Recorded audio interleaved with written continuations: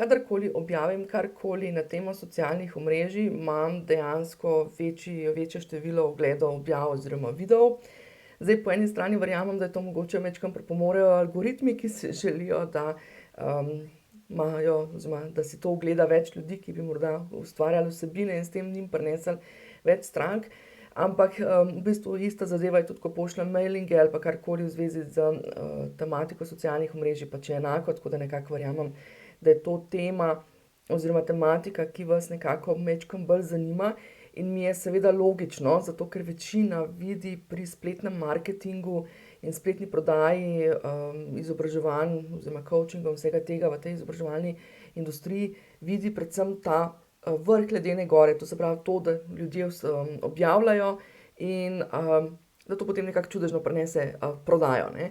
Zdaj, vemo, da to ni čisto res, jaz bi rada tudi izpostavila predvsem to, da so socialna omrežja, ne, zdaj so pač en delček pravzaprav celotnega tega sistema spletnega marketinga in spletne prodaje, tako da v bistvu jaz vedno gledam tako socialna omrežja kot en kanal, ki smo ga pač skozi leta dobili. Sama ne vem, sem v tej, bom rekla, branži marketinga, marketinga, izobraževanj in dogodkov, ne vem, še izpred časov socialnih omrežij in pač socialna omrežja so dejansko en, kako naj rečem, en dodaten kanal oziroma eno dodatno orodje, ki nam pri tem pomaga.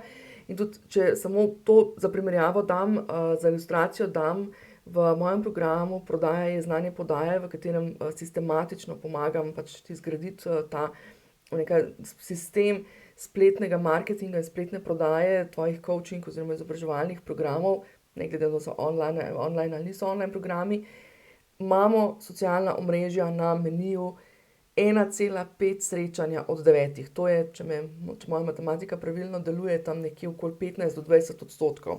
Ne, skratka, toliko majhen delček predstavljajo pravzaprav socialna omrežja, vse ostalo je bolj pomembno. Skratka, če nimamo vseh ostalih stvari pripravljenih oziroma vzpostavljenih, sistematično narejenih, nas socialna omrežja pravzaprav večkrat bolj ovirajo, kot pa podpirajo.